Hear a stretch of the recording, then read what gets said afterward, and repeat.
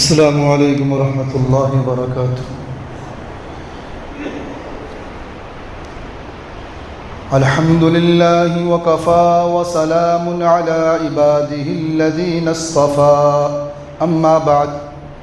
فقد قال اللہ تبارک وتعالی فی القرآن المجید: اعوذ باللہ من الشیطان الرجیم، بسم اللہ الرحمن الرحیم۔ ان الذين قالوا ربنا الله ثم استقاموا تتنزل عليهم الملائكة ألا تخافوا ولا تحزنوا وأبشروا بالجنة التي كنتم توعدون، نحن أولياؤكم في الحياة الدنيا وفي الآخرة ولكم فيها ما تشتهي أنفسكم ولكم فيها ما تدعون، نزلا من غفور رحيم۔ صدق اللہ العلی العظیم۔ میرا وطن میرے جسم و جاں سے پیارا ہے، میرا وطن میرے جسم و جاں سے پیارا ہے، کبھی غروب نہ ہو وہ ستارہ ہے، رہے وطن میں ہماری محبتوں کا معیار ہمارے خون کے قطروں سے آشکارا ہے، اسی کی گود میں کھیلیں پھلے پھولیں،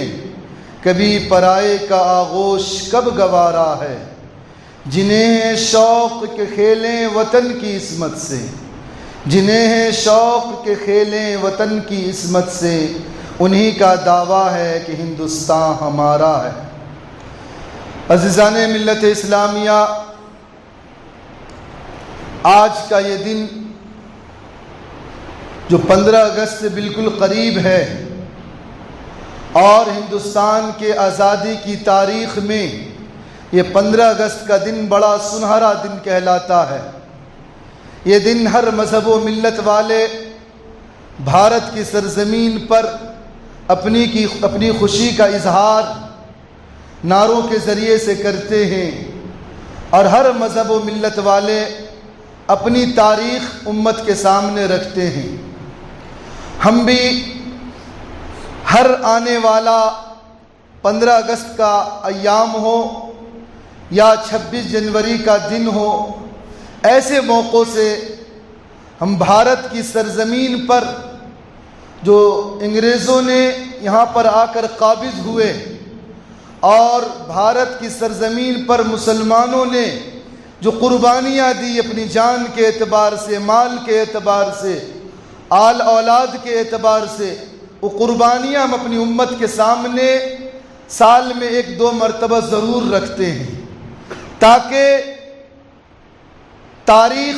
اس تاریخ کو بھلا نہ دے، کیونکہ بھارت کی سرزمین پر ایسے لوگ آج کے زمانے میں آزادی کے بعد ایسے پیدا ہوئے جنہوں نے پوری کوششیں کی کہ اسلام کی تاریخ اور مسلمانوں کی جو قربانیاں بھارت کی سرزمین پر رہی ہے وہ ہسٹری کی تاریخ سے، ہسٹری سے جو ہے ناپید کر دیا جائے، ختم کر دیا جائے، تاکہ آنے والی نسل کو پتہ ہی نہ چلے کہ آزادی وطن میں مسلمانوں نے کچھ قربانیاں دی ہیں۔ اور جس کا نتیجہ یہ ہوا کہ آج ہم جیسے، آپ جیسے بھولے بھالے مسلمان، چند مسلمانوں کی تاریخ کے علاوہ ہمیں پتہ ہی نہیں ہے کہ مسلمانوں نے کیا قربانیاں دی۔ حالانکہ اگر آپ دیکھ لیں گے کہ اگر آزادی وطن میں مسلمانوں کی قربانی کو اگر نکال دیا جائے تو آزادی وطن کوئی آزادی وطن نہیں رہتا، کیونکہ یہ ملک مسلمانوں کے ہاتھوں سے گیا تھا۔ اس لیے انگریزوں کی آمد سے پہلے، سب سے پہلے مسلمانوں کا اس کا حوصلہ ہوا کہ ملک کو واپس لینا ہے۔ اس ملک میں جس طرح ہم اللہ اکبر کے نعرے لگاتے تھے، حی علی الصلاح، حی علی الفلاح کے نعرے لگاتے تھے، اسی طرح ہم نعرے لگاتے رہے، اس لیے انہوں نے، مسلمانوں نے قربانیاں دی ہیں۔ اور ایک دو قربانیاں نہیں ہیں، اور ایک سیاسی اعتبار سے ہسٹری کے اندر ایک غلط تاریخ ہم جیسے مسلمانوں کے سامنے سیاسی نمائندگان رکھتے ہیں کہ ہندوستان کی آزادی کی تاریخ 1857 سے بنتی ہے، 1857 سے بنتی ہے۔ یہ سراسر غلط ہے، یہ تاریخوں کے ساتھ بے وفائی کرنا ہے۔ حالانکہ اگر ہندوستان کی آزادی کی تاریخ کوئی 100 سالہ تاریخ نہیں ہے، بلکہ اگر ہندوستان کو اگر آپ دیکھیں گے کہ ہندوستان کو اللہ نے وہ ملک بنایا کہ اس ملک کی بھارت کی سرزمین پر اللہ نے بڑے بڑے اولیاء اکرام کو، بڑے بڑے اللہ والوں کو اللہ نے اس سرزمین کے لیے انتخاب فرمایا۔ یہ وہی سرزمین ہے جہاں پر خواجہ اجمیری رحمۃ اللہ علیہ کی جو ہے یادگار موجود ہے، خواجہ اجمیری رحمۃ اللہ علیہ کی قربانیاں موجود ہے، اور سینکڑوں اللہ کے ولی جو اس سرزمین میں دفن ہو کر اپنے ملک کی زندگی میں بھی حفاظتیں کی، اور اللہ تعالیٰ ان کی موت کے بعد بھی ملک کے اندر ان کی برکات کو اللہ نے چھوڑ رکھا ہے۔ تو یہ ملک اللہ تعالیٰ نے بڑا سنہرا ملک بنایا تھا، اور اس ملک کو صرف انگریزوں نے نہیں لوٹا۔ اگر آپ تاریخ کو پڑھیں گے اور 14ویں شتابدی میں اگر آپ جائیں گے، 1494 کے اگر عیسوی میں اگر آپ جائیں گے، تو سب سے پہلے بھارت کی سرزمین جو اس وقت سونے کی چڑیاں کہلایا کرتی تھی، اور اللہ تعالیٰ نے اس ملک کو مال و دولت کا انبار دے رکھا تھا، تو اس ملک کو جب نظر لگی تو سب سے پہلے جو اس ملک کو لوٹنے کے لیے جو شخص آیا، اس کو تاریخ ہمیں بتاتی ہے، جس کا نام واسکو ڈی گاما تھا، جس نے 14ویں شتابدی میں ملک بھارت کی سرزمین پر آیا، اور سینکڑوں یعنی جہازوں کے ذریعے سے یہاں کی مال و دولت کو لے کر جو پرتگال کی طرف روانہ ہو گیا، اسپین کے علاقوں میں روانہ ہو گیا۔ اور اس زمانے میں 14ویں شتابدی میں دو لوگ بڑے مشہور تھے، ایک تو واسکو ڈی گاما تھا، اور ایک جو کولمبس تھا۔ کولمبس امریکہ کو لوٹنے کے لیے گیا 14ویں شتابدی کے اندر، اور بھارت کی سرزمین کو لوٹنے کے لیے واسکو ڈی گاما آیا، جس نے ملک کو لوٹا، 2-3 مرتبہ یہاں سے جہاز بھر بھر کر یہاں کی مال و دولت کو لے کر دوسرے ملک میں جو روانہ ہو گیا۔ اس کے بعد اس ملک کو صرف جو واسکو ڈی گاما ہی نہیں، بلکہ اگر آپ دیکھیں گے واسکو ڈی گاما کے بعد اس بھارت کی سرزمین کو لوٹنے کے لیے پرتگالی لوگ آئے،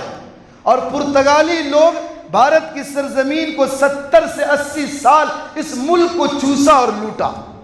پھر اس کے جانے کے بعد فرانسی آئے اور انہوں نے اس ملک کو لوٹا۔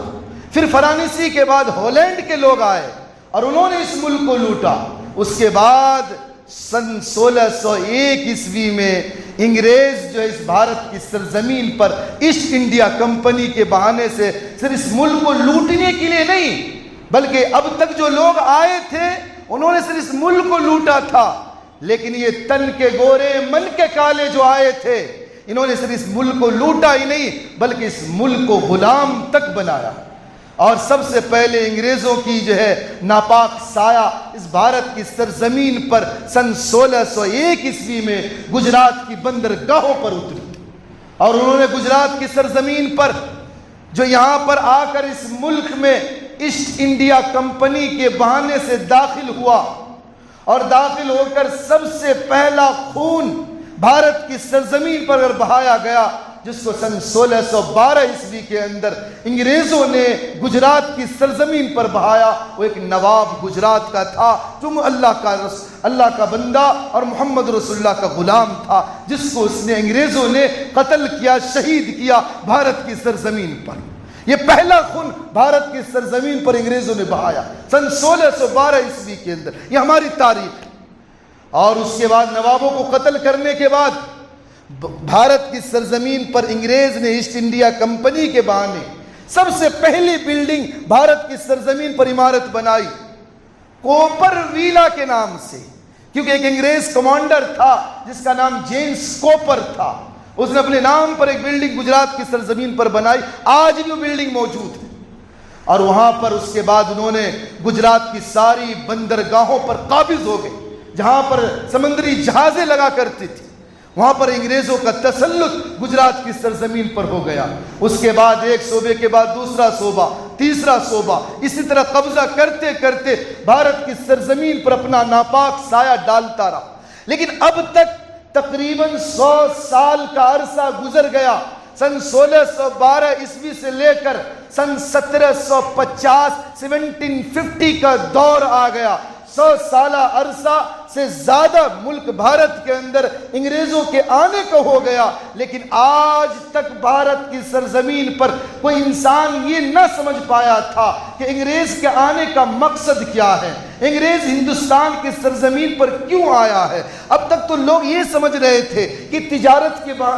کرنے آیا ہے، ایسٹ انڈیا کمپنی کا بڑھاوا دینے آیا ہے، اس میں ہمیں نوکریاں ملیں گی، مال و دولت کمائیں گے۔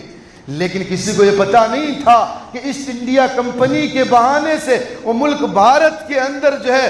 جہازوں کے ذریعے سے مال و دولت لانے کے بجائے، اپنے فوج لانے کے بجائے ہتھیار لایا کرتے تھے، اور اس ملک کو غلام بنانے کا جو پوری پلاننگ کر کے 100 سال کا عرصہ گزر گیا، لیکن کسی کے ذہن کے اندر یہ بات نہیں آیا کہ انگریز کا آنے کا مقصد بھارت کی سرزمین پر کیا۔ سب سے پہلے اگر کسی کے ذہن کے اندر بات آئی تو وردی علی خان، جو سراج الدولہ نواب کلکتے کا مسلمان تھا، جناب محمد رسول اللہ کا غلام تھا، اس کے نانا جو کولکاتہ کے اندر نواب تھے، ان کے ذہنوں کے اندر بات آئی، انہوں نے جو انگریزوں کے خلاف معرکہ تیار کیا، اور اس کے بعد سن 1757 کا دور آیا، جس کو ہم اور آپ تاریخ کی کتابوں میں، ہسٹری کی کتابوں میں پلاسی کے جنگ سے جانتے ہیں۔ میرے بھائیوں، پلاسی کا یہ جنگ سن 1757 میں سراج الدولہ نواب بن چکا تھا، کلکتے کا نواب بن چکا تھا، اور اس وقت جو ہے سراج الدولہ جو ہے، اس وقت سراج الدولہ کے پاس بھارتی 18,000 فوج تھے، 18,000 فوج کی تعداد تھی۔ ادھر انگریزوں کی طرف سے جو کمانڈر ان چیف تھا، جو رابرٹ کلائیو جس کا نام تاریخ کے اندر لکھا جاتا، اس کے بعد صرف 300 فوج کی تعداد تھی۔ رابرٹ کلائیو سوچنے لگا میں سراج الدولہ نواب سے کیسے معرکہ تیار کر سکتا ہوں، کیسے لڑائی کر سکتا ہوں، میرے پاس فوج کی کمی ہے، اسباب کی کمی ہے۔ تو اس نے برٹش گورنمنٹ کو خط لکھا، آج بھی وہ خط انڈیا لائبریری لندن کے اندر موجود ہے، اور ہندوستان کے غلام بنانے کے 20,000 سے زیادہ دستاویزات انڈیا لائبریری لندن کے اندر آج بھی موجود ہے، جس کے اندر انگریزوں کی پوری ہسٹری، پوری تاریخ موجود ہے، کہ انہوں نے جو برٹش گورنمنٹ کو خط لکھا کہ ہمارے پاس فوج کم ہے، سراج الدولہ کے پاس جو 18,000 کی تعداد ہے، ہم کیسے مقابلہ کر سکتے۔ یہ پہلی جنگ لڑی گئی سن 1757 عیسوی کے اندر۔ تو ادھر برٹش گورنمنٹ نے کہا ہم فوج نہیں دے سکتے۔ تاریخ پوچھتی ہے کیوں نہیں دے سکتے، تو تاریخ ہمیں بتاتی ہے کہ جب سن 1757 عیسوی میں بھارت کی سرزمین پر انگریز جو بھارت کے اندر حضرت سراج الدولہ نواب سے جنگ کے لیے تیار تھا، اسی وقت سن 1757 عیسوی میں فرانس کے اندر نیپولیم باناپارٹ جو ہے انگریزوں کو فرانس سے مار مار کر بھگا رہے تھے، تو انگریزی سامراجوں نے ساری فوج فرانس کے اندر لگا رکھی تھی سن 1757 عیسوی میں۔ اس نے اس لیے جواب دیا کہ ہم مزید فوج نہیں بھیج سکتے ہیں، تم اسی سے مقابلہ کرو۔ تو اس نے رابرٹ کلائیو بڑا چلاک اور عیار تھا، اس نے اپنے جاسوسوں کو سراج الدولہ کے فوجوں میں بھیجا کہ پتہ کرو کوئی ضمیر فروش مل جائے، کوئی منافق مل جائے کہ اپنے دیش کا سودا کر دے۔ اور اس نے ڈھونڈا تو سراج الدولہ کے فوج کا انچارج جو چیف کمانڈر تھا میر جعفر، وہ ملا، اور میر جعفر ہمیشہ خواب دیکھا کرتا تھا کہ میں کسی طریقے سے نواب میں بن جاؤں سراج الدولہ کو اتار کر۔ بس وہ انگریزوں سے آپس میں نیام و پیام ہوا۔ اس کے بعد جب وہ دن آیا، جون کا مہینہ تھا، اور جب جنگ کی شروعات پلاسی کی سرزمین پر ہوئی، 60 منٹ بھی جنگ نہیں لڑی گئی،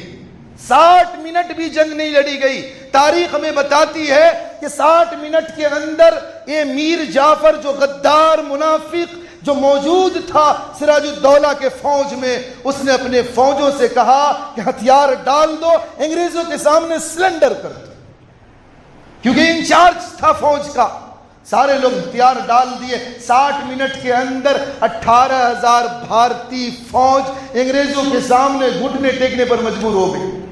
اور انگریزوں نے ان کو قبضہ کیا۔ آج بھی کولکاتہ کی سرزمین پر فور ویلیم نام سے ایک علاقہ موجود ہے جہاں پر 18,000 فوجوں کو بندی بنا کر رکھا گیا۔ 10 دن تک بغیر کھائے پیے رکھا گیا ہمارے بھارتی فوجوں کو، اور 10 دن کے بعد جو ان کو گولیوں سے داغ دیے گئے۔ یہ بھارت کی سرزمین پر جو ہے یعنی یہ جنگ لڑی گئی جس میں سب سے پیش سراج الدولہ نواب کلکتے کا مسلمان تھا، جن کو مرشد آباد کی سرزمین پر شہید کر دیا۔ یہ مسلمانوں کا خون بھارت کی سرزمین پر بہا،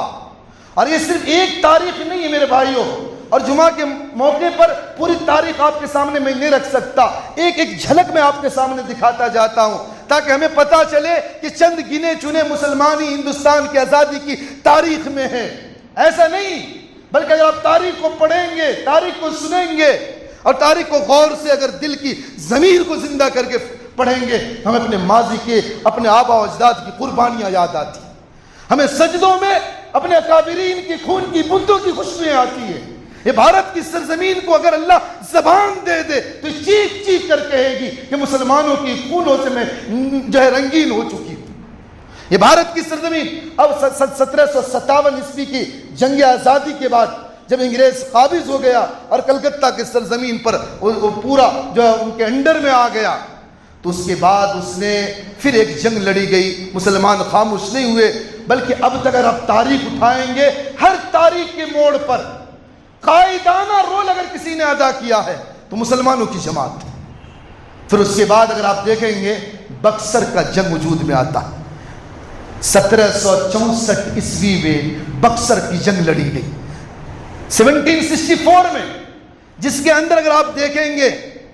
کہ مسلمانوں کی تاریخ ایک لمبی فہرست ہے، جو بکسر کی سرزمین پر مسلمانوں کا خون رنگین کیا گیا زمین کو مسلمانوں کے خونوں سے، اور مسلمان جو انگریزوں کے ساتھ سودا نہیں کیے، اپنے ضمیروں کو نہیں بیچا، بلکہ آخری خون کے قطرہ جب تک جسم میں باقی رہا، بکسر کی سرزمین پر مسلمان لڑتے رہے اور اپنی شہادت دیتے رہے۔ اس کے بعد تاریخ کا ایک اور موڑ آتا ہے، اس کے 10 سال کے بعد جنگ چلتی رہی۔ پھر سن 1774 عیسوی کا روہیلا کا جنگ اگر آپ اٹھا کر دیکھیں گے، روہیلا کی جنگ میں جو کمانڈر ان چیف تھا حافظ رحمت اللہ خان، جس کو آج مسلمانوں نے بھلا دیا ہے، یہ تاریخ ہم جانتے بھی نہیں ہے، ہماری کانوں نے سنا بھی نہیں آج تک۔ یہ تاریخ ہسٹری کی کتابوں میں محفوظ ہو کر کیڑوں کے نظر ہو چکی ہے میرے بھائیوں۔ یہ تاریخ کو اجاگر کر کے ہمیں اپنی نئی نسلوں کو بتانا ہے، اپنی ماضی کی تاریخ کو بتلانا ہے کہ سن 1774 میں 1774 میں جو جنگ روہیلا کی سرزمین پر لڑی گئی، جب سپہ سالار جو سب سے آگے فوج کا کمانڈر تھا حافظ رحمت اللہ خان، جنہوں نے اپنی شہادت دے دی لیکن ہندوستان کے ساتھ جو ہے سودا نہیں کیا۔ یہ مسلمانوں کی تاریخ ہے، یہ مختصر سی تاریخ آپ ذہن میں رکھے۔ سن 1757، سن 1764، سن 1774، اور یہ جنگ چلتا رہا، مسلمان قائدین آگے بڑھتے رہے، اور بھارت کی سرزمین پر میں ایک ایک موڑ تاریخ کے آپ کے سامنے رکھ کر آگے چلتا ہوں، تفصیل کا موقع نہیں، یہاں تک کہ جب ساؤتھ کے اندر 1799 عیسوی میں حضرت ٹیپو سلطان شہید رحمت اللہ علیہ، جو انگریزوں کے لیے ایک اہانی اور مضبوط دیوار تھے روکنے کے لیے انگریزوں کو بھارت کی سرزمین پر، لیکن یہاں پر بھی بے وفائی ہوئی، اور مسلمانوں کی تاریخ کو اگر آپ اٹھا کر دیکھیں گے دوسروں سے زیادہ نقصان اپنوں سے ہوا ہے، اپنوں سے۔ آقا مدنی جناب محمد رسول اللہ صلی اللہ علیہ وسلم کی وفات کے بعد حضرت عثمان غنی رضی اللہ عنہ کی شہادت سے لے کر آج کی تاریخ تک اگر آپ مسلمانوں کی ہسٹری کو پڑھیں گے، ہر موڑ پر مسلمانوں میں سے ایسے منافق نکلے جو داڑیاں رکھے تھے، ٹوپیاں پہنے تھے، مسلمانوں کے صفوں میں تھے، لیکن مسلمانوں کا خون چوسنے والا اور درخت کے کیڑے وہ دیمک تھے جو مسلمانوں کو کھا گئے۔ جس طرح پلاسی کی جنگ میں میر جعفر نے کیا، اسی طریقے سے 1799 میں ٹیپو سلطان شہید رحمۃ اللہ علیہ جیسی مضبوط اور اہانی دیوار اور ہندوستان کے وہ سپہ سالار جو یعنی اللہ کی محبت، محمد رسول اللہ کی سنت کا فلو کے ساتھ ساتھ ان کے اندر وہ ہندوستان کی محبت کہ اپنی جان کا آخری خون کا قطرہ دے دیے، لیکن ہندوستان اور انگریزوں کے سامنے گھٹنے نہ ٹیکے۔ اور سب سے بڑی بات، جب حضرت ٹیپو سلطان شہید رحمۃ اللہ علیہ کو شہید کر دیا گیا اور خون میں لتھڑی لاشوں پر انگریز نے چڑھ کر یہ کہا تھا آج سے یہ ہندوستان ہمارا۔ اب اس جملے سے اندازہ لگا سکتے ہیں کہ حضرت ٹیپو سلطان شہید رحمۃ اللہ علیہ کی وہ طاقت کیسی تھی، وہ قوت اور فراست ایمانی کیسی تھی کہ انگریز آج تک نہ کہہ سکا تھا کہ آج سے بھارت ہمارا ہے، لیکن ٹیپو سلطان شہید رحمۃ اللہ علیہ کی شہادت کے بعد انگریز یہ کہا کہ آج سے ملک بھارت ہمارا۔ یہ ایک مضبوط حضرت ٹیپو سلطان شہید رحمۃ اللہ علیہ کی مزید تاریخ انشاءاللہ کسی موقع سے جو اس تاریخ پر باتیں ہوں گی۔ پھر آگے کی تاریخ دیکھیں، سن 1799 کا دور آیا، اس کے بعد بھارت کی سرزمین کے اکثر حصوں پر انگریز قابض ہو چکے تھے۔ اس وقت دلی میں مغل بادشاہ کا جو بادشاہ تھا، شاہ عالم بادشاہ کی حکومت تھی۔ شاہ عالم بادشاہ کی حکومت دلی کی سرزمین پر تھی۔ انگریز جو ہے سن 1800 عیسوی میں دلی پر قابض ہوتا ہے، اور سن 1800 عیسوی میں دلی پر قابض ہونے کے بعد اس نے سن 1803 کے اندر انگریزی پرچم لال قلعے کے فصیل سے لہراتا ہے اور یہ نعرہ دیتا ہے، 3 جملے انگریزوں نے لکھائے تھے، اور سن 1803 عیسوی کے اندر انگریز نے چیخ کر کہا تھا لال قلعے کے فصیل سے کہ خلق خدا کی ہے، ساری مخلوق اللہ کا ہے، اور ملک بادشاہ سلطان شاہ عالم کی، اور حکومت چلے گی ایسٹ انڈیا کمپنی کی۔ یعنی کہا مخلوق تو خدا کی ہے، حکومت بادشاہ کی ہو، لیکن حکومت ایسٹ انڈیا کمپنی انگریزوں کی حکومت چلے گی۔ ایسے وقت میں نعرہ تھا کہ بھارت کی سرزمین پر کوئی مائی کا لال ایسا پیدا نہیں ہوا تھا جو انگریزوں کے آنکھوں میں آنکھیں ڈال کر بات کر سکتا، اس کے سوال کا جواب دے سکتا۔ اگر کوئی تھا تو آقا مدنی جناب محمد رسول اللہ صلی اللہ علیہ وسلم کے غلام شاہ ولی اللہ محدث دہلوی رحمت اللہ علیہ کے بڑے فرزند شاہ عبدالعزیز محدث دہلوی رحمت اللہ علیہ تھے۔ ان کے والد شاہ ولی اللہ محدث دہلوی رحمت اللہ علیہ وہ شخصیت ہے کہ ہندوستان کی سرزمین اکھنڈ بھارت کے ملک بھارت، بنگلہ دیش اور پڑوس ملک، یہاں کے جتنے بھی علماء ہیں، مفتیان ہیں، ان تک جتنی بھی حدیثیں پہنچی ہے شاہ ولی اللہ محدث دہلوی کے واسطے سے پہنچی۔ ان کے بغیر کوئی بھی حدیث بیان نہیں کر سکتا، کیونکہ عرب کی سرزمین سے حدیث لانے والی جو شخصیت تھی شاہ ولی اللہ محدث دہلوی رحمت اللہ علیہ، ہاں کسی مسلک کے علماء کیوں نہ ہو،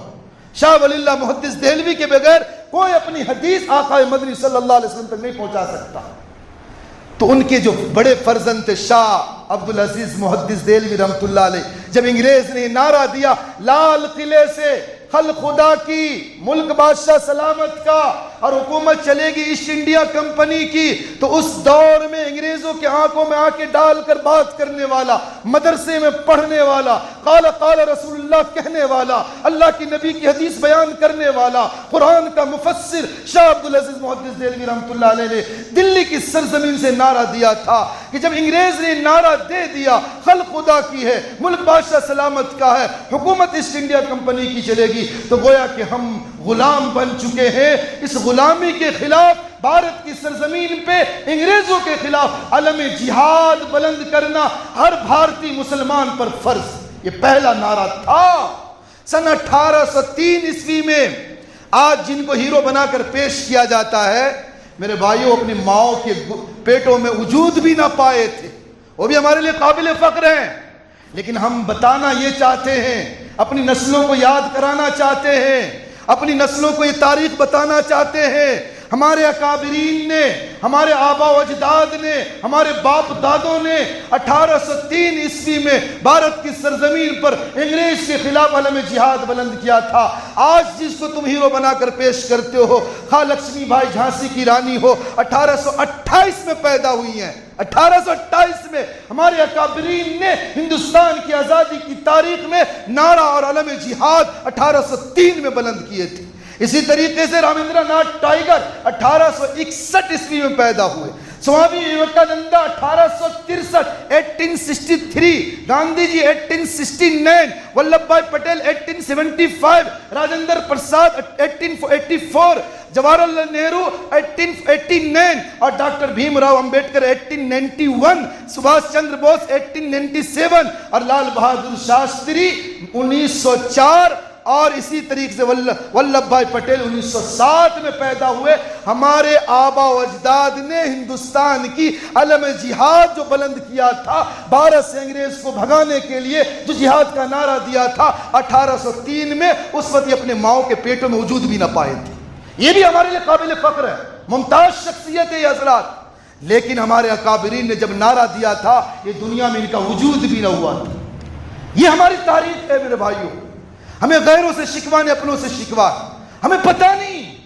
کہ ہمارے اکابرین نے کیا قربانیاں دی ہے، صرف مدرسے بھارت کی سرزمین پر قائم نہیں کیے میرے بھائیوں۔ جو حدیث کا ممبر رسول پر نبی کی حدیث کو بیان کرتا تھا، وہ علم انگریزوں کے خلاف ایک بڑا انگریزوں کے خلاف کمانڈر ان چیف ہوا کرتا تھا میرے بھائی۔ یہ عالم تھا بھارت کی سرزمین پر، اس کا نتیجہ کیا ہوا؟ انگریز سے اقتدار میں تھے، حکومت میں تھے،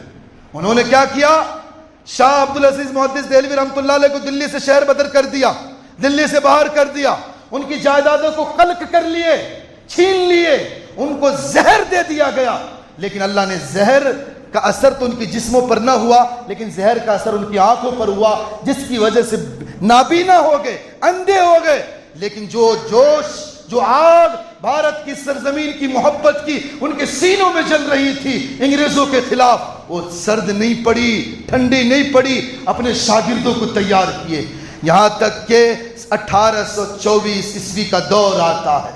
اور اللہ تعالیٰ جو وہ دن دکھایا کہ شاہ عبدالعزیز محدث دہلوی رحمۃ اللہ علیہ 1824 عیسوی میں وفات پا جاتے، لیکن اپنی وفات سے پہلے اپنے ایسی شاگردوں کو، اپنے ایسی اسٹوڈنٹ کو تیار کیے جنہوں نے اپنے استاد کی علم جہاد کی جو آگ تھی بھارت کی سرزمین پر انگریزوں کی بھگانے کی، وہ آگ اپنے شاگردوں کے سینوں میں ڈالا، اور ان کے شاگردوں میں سے ایک تو انہی کے خاندان کے چشم و چراغ شاہ اسماعیل شہید رحمۃ اللہ علیہ، اور ایک حضرت شاہ احمد شہید رائے بریلوی رحمۃ اللہ علیہ، یہ بڑے فائق اور ممتاز شخصیت۔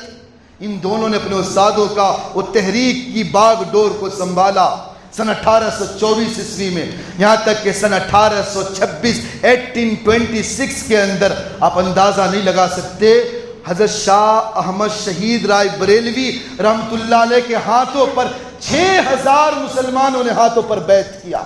اور جہاد کے لیے انگریزوں کے خلاف ایک منظم تنظیم تیار ہوئی جو راتوں میں مسلح پر رہتی، دن پہ گھوڑوں کے پیٹوں پہ دن گزرا کرتا تھا۔ اور صحابہ اور تابعین کے بعد ایسی شخصیت تاریخ میں ایسی اجتماعیت پیدا ہی نہیں آج تک۔ 6000 کی فوج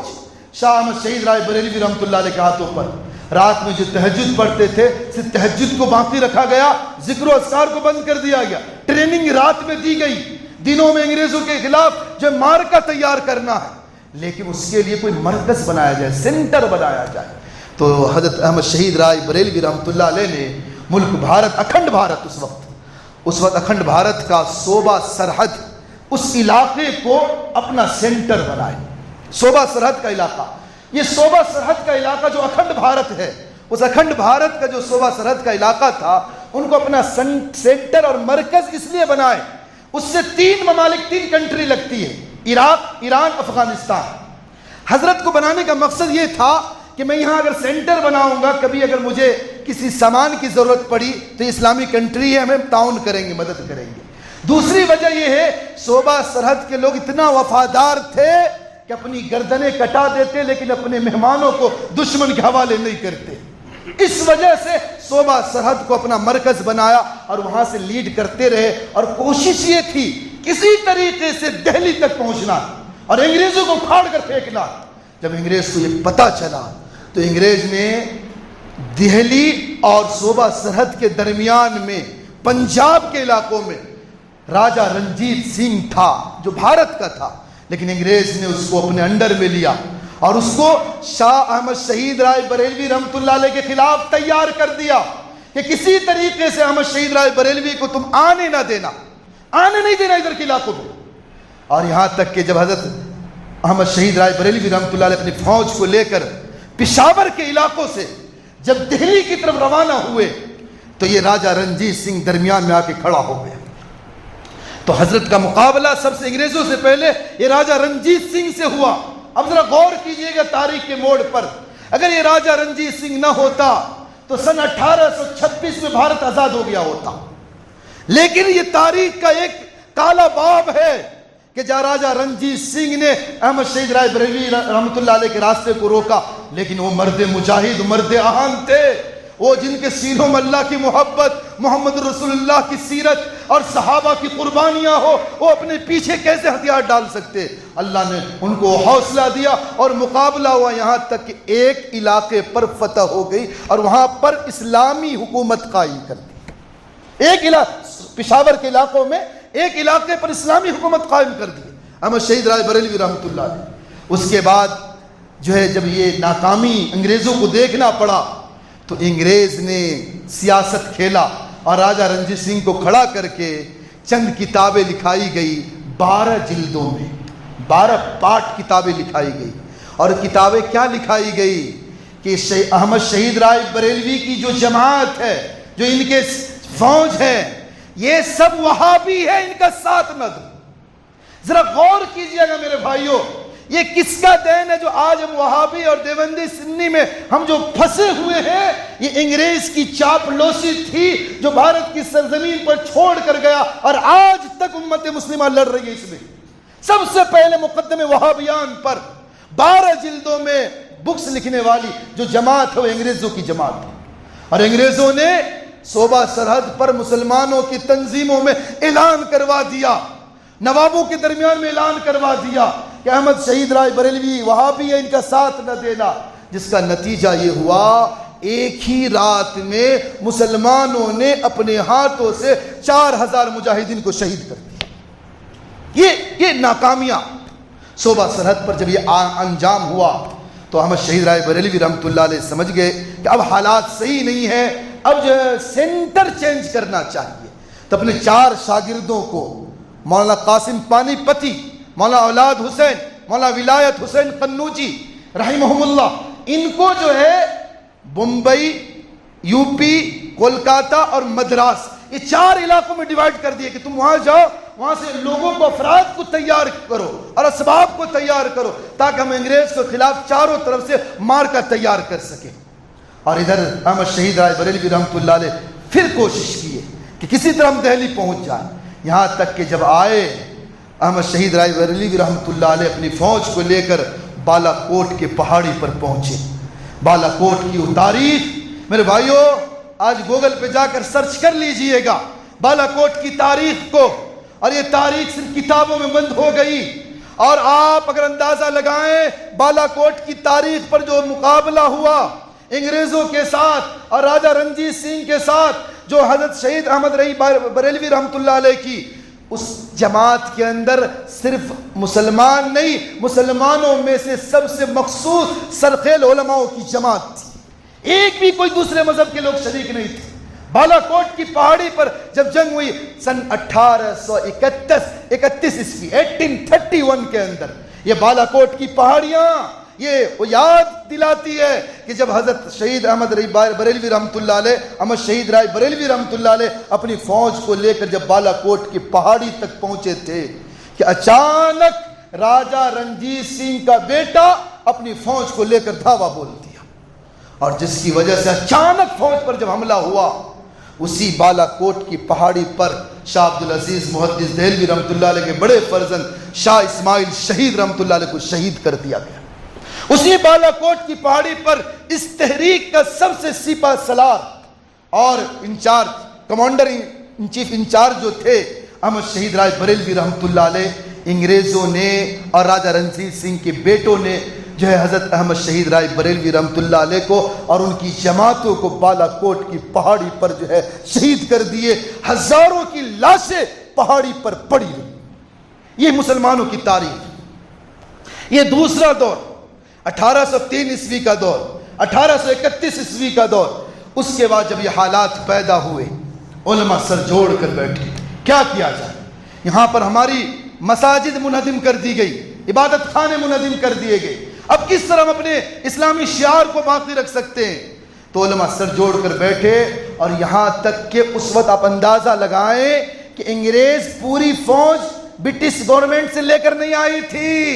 بلکہ انگریز کے فوجوں میں ہندوستان کے ہندوستانی شریک تھے، اور ہندوستان کے لوگ ہی انگریزوں کے فوج میں شریک ہو کر ہندوستانی کے خلاف کارروائی کیا کرتے تھے۔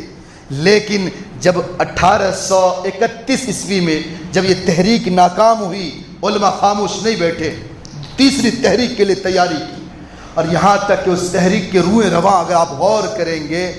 حضرت سید احمد شہید فیض آبادی رحمۃ اللہ علیہ، احمد اللہ فیض آبادی رحمۃ اللہ علیہ، جہاں پر بابری مسجد کو شہید کر دیا گیا ہے، اور وہاں پر دوسری جو عبادت خانے بنائے، اور مسلمانوں کو بھیک میں جو زمین دی گئی ہے، اس زمین پر جو مسجد بنائی جائے گی جن کے نام پر، وہ احمد اللہ شہید فیض آبادی رحمۃ اللہ علیہ کے نام پر بنائی جائے گی۔ یہ مجاہد آزادی تھے جنہوں نے جن کے کاوشوں اور محنتوں سے سن 1857 کی جو جنگ آزادی لڑی گئی شاملی کے میدان میں، یو پی کے علاقے میں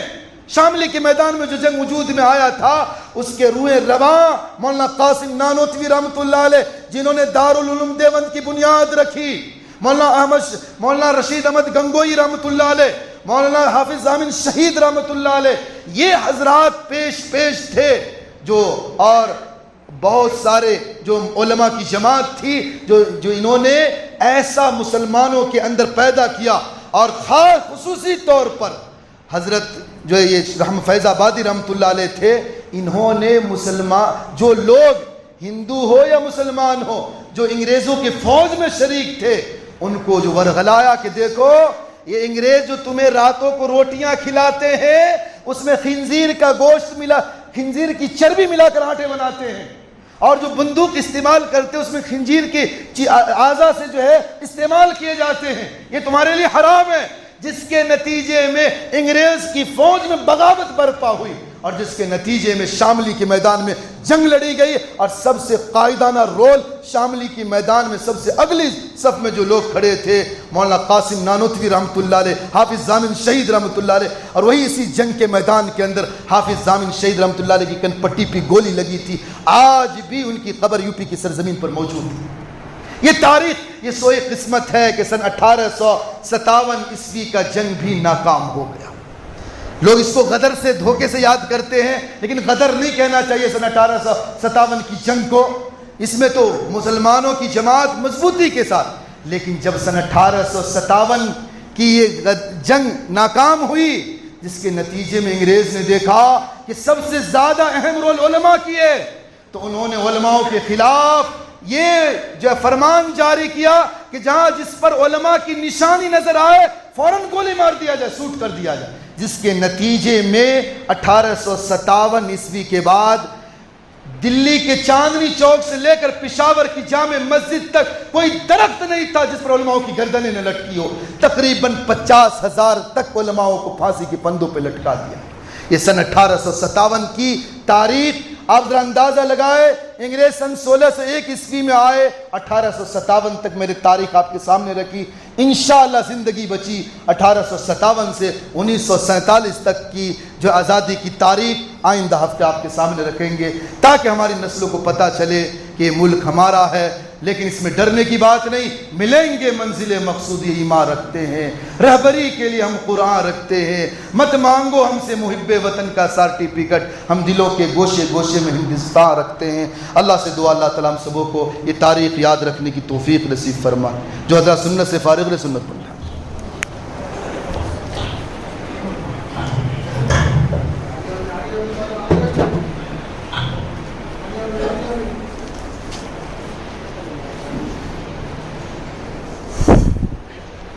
Yeah.